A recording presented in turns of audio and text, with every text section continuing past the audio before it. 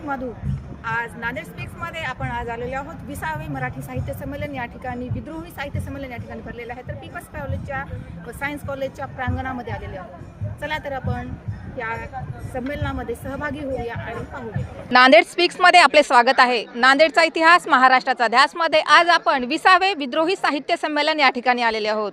तर या नांदेड नगरीमध्ये रमलेले हे साहित्य संमेलन या ठिकाणी आपल्याकडे बरेचसे साहित्यिक या ठिकाणी उपस्थित झालेले आहेत। त्या ठिकाणी त्यांनी त्यांच्या विद्रोहा संदर्भामध्ये पूर्ण कविता ह्या सादरीकरण केलेल्या आहेत। तर असेच एक साहित्यिक व पुरस्कार प्राप्त आपल्यासोबत आहेत। आपण त्यांच्याशी चर्चा करूया व जाणून घेऊया त्यांच्या जीवनाविषयी व जीवन प्रवासाविषयी।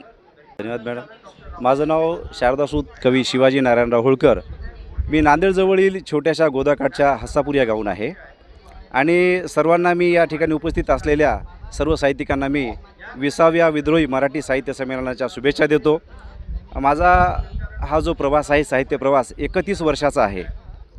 मी 5वीला असताना माननीय कवी फमू शिंदे यांना ऐकून प्रेरित झालो आणि माझा छोटासा साहित्य प्रवास सुरू केला। आज या माझ्या साहित्य सर्व दखल घेऊन दादासाहेब फाळके चित्रपट युनियन यांच्यातर्फे मला दादासाहेब फाळके पुरस्कार प्राप्त झाला आहे आणि मराठवाडा साहित्य परिषदेचा मी सदस्य आहे। तसेच आहारतज्ञसुद्धा आहे।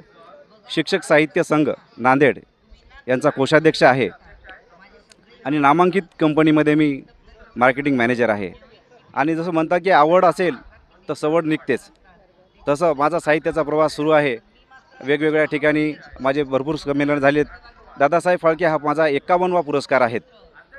साहित्याची ही जी चढाओढ उडताल चालू आहे यामध्ये मी सर्वांना एकच संदेश देऊ इच्छितो की सर्वांनी आपापले जे महामानव आहेत यांना आपल्या बंधनामध्ये न बांधून ठेवता सर्वांसाठी आपण ते खुले करावेत आणि सर्वांना आपलं मानावं। धन्यवाद। या ठिकाणी सरांनी खूप सुंदर पद्धतीनं सांगितलं आहे की साहित्याची आवड ही कशा पद्धतीने, जर आवड माणसाच्या मनामध्ये निर्माण झाली असेल तर ती सवड आपोआप व्यक्ती ही